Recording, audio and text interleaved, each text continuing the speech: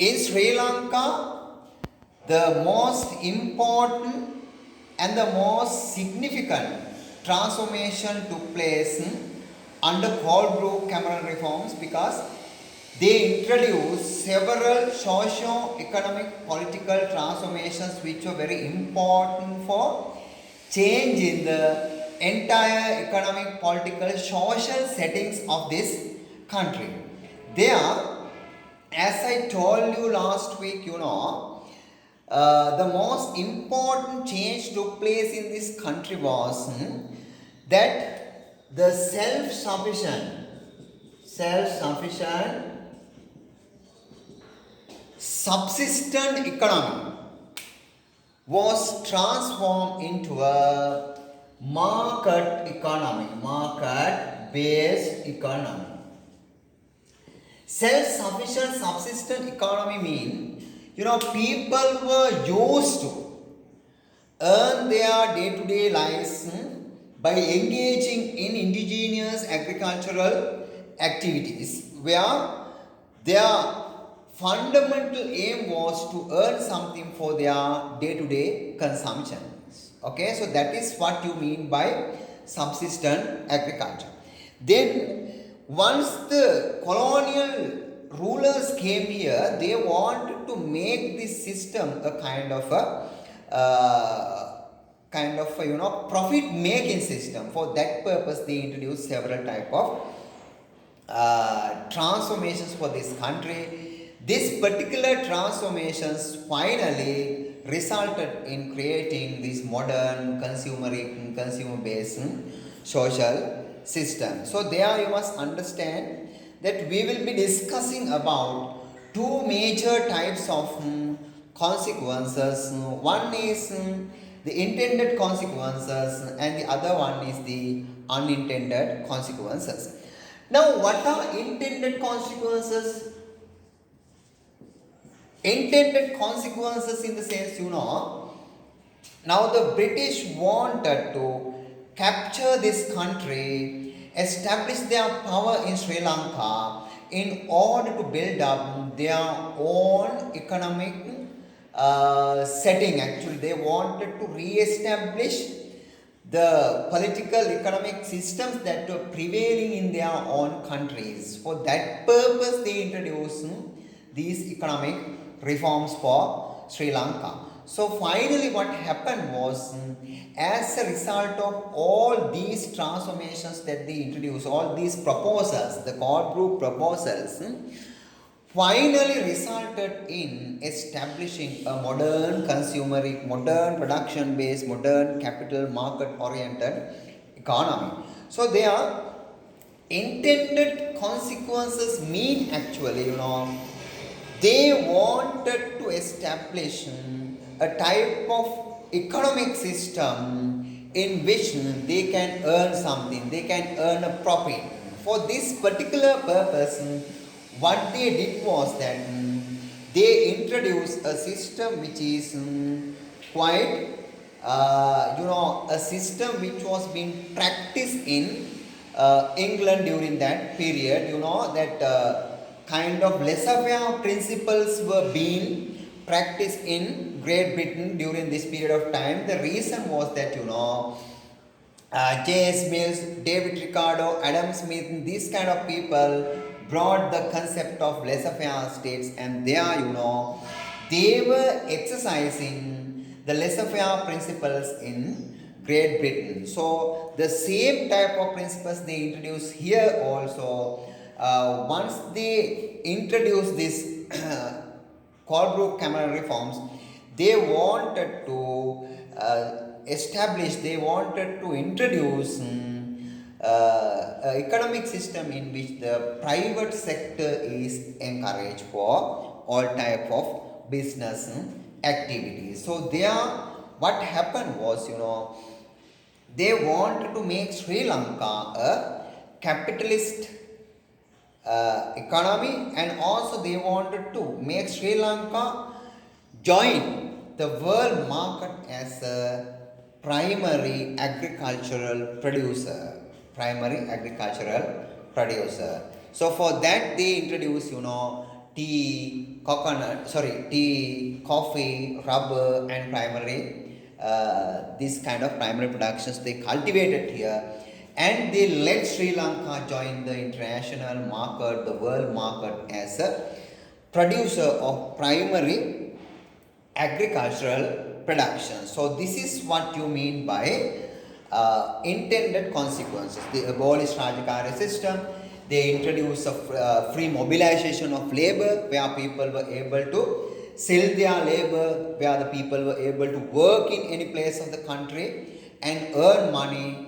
By the abolition of Rajagara system, they facilitated the people to go any place and work and earn money. So that was the system that they established. We call it the intended consequences, and the entire country's economy was shaped up so that it is suitable for a market oriented economy. Okay, so this is what you have to understand as intended consequences, because in every colony, Sri Lanka, Mauritius, and all the colonies, what they want to do is to establish this kind of ruling system, establish this kind of economic and social reforms in order to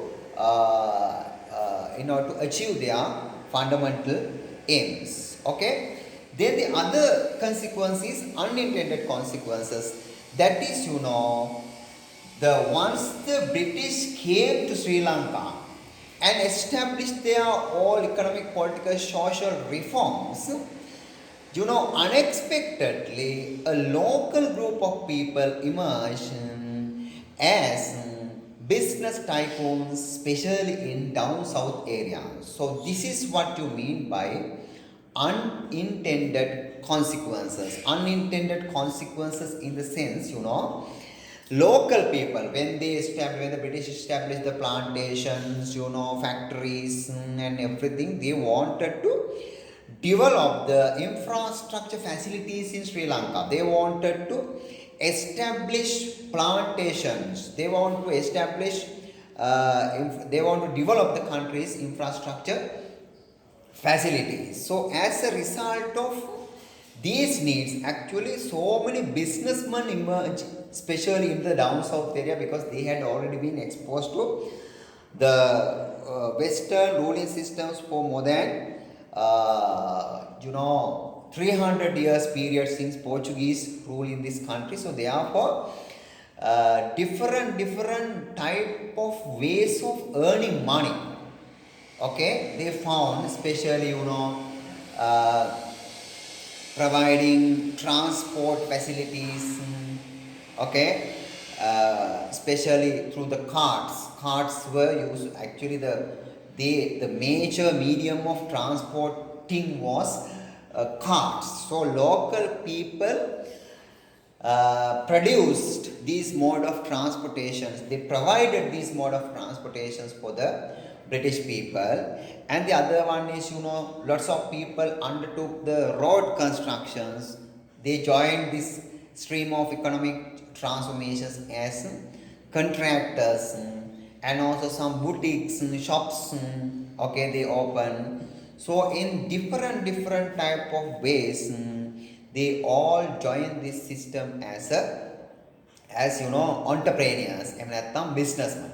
All these people who join these economic activities, almost all the people were representing the non-dominant caste of the down south. Non-dominants කියලා කියන්නේ ඇත්තටම they were not from that Govigama caste.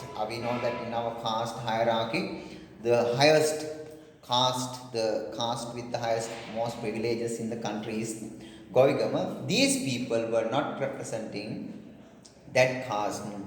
Non-dominant caste people who were talented in engaging in business activities, who were talented in engaging in business affairs, were able to join this system very successfully as the businessman. Don Carolis Heva Vitarna, I have shown you the photos. He had a kind of steam furniture. Then you can remember Mahavaduge Cornelius Pereira. He had his own home Arag distillery. Distilling Arag became a kind of a domestic business. Understand? So in this way, there were several type of businessmen who engage in various sources of income. Okay, especially I have told you that Dr. Kumari Jayawardena in her book Nobody is to Somebody mentioned about these non-dominant caste people in down south, especially the way that they joined in this stream of new economic transformations in this country. There, now in her book, she emphasized, that a speech made by one reverend or the Catholic father, the Catholic priest, that he comments about the way that the Sri Lankan people giving up their all now. Once you become the age of somewhere 50 to 68, 70, people give up everything and try to get ready for the next life. But he says that, Sri Lankans are now not like that. They have become very creative entrepreneurs who are working for producing something.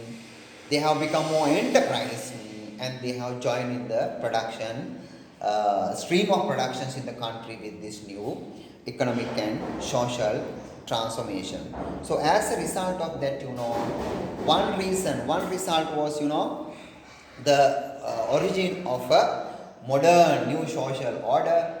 It must say the other one is, creation of indigenous class of capitalists, or the creation of indigenous capitalist class. And the other one was, an educated civil society, very active, which means that lots of people were English educated. So therefore, an educated civil society was created as a result of this colonial transformations, because they became English educated and they were very, active in fighting for the freedom and other activities. And in the society also a huge polarization, a huge division was created between English educated and non-educated, English speaking and non-speaking, urban and rural. So in this way the society was also polarized or divided as into two major type of groups. So these are the intended and unintended consequences of what you call colonial transformation in Sri Lanka. So actually, whenever you want to know more about these things, or if you don't understand the things I have taught you up to now about intended and unintended consequences, you can always contact me. You have my number and ask and get clarified what these transformations are. Okay, right.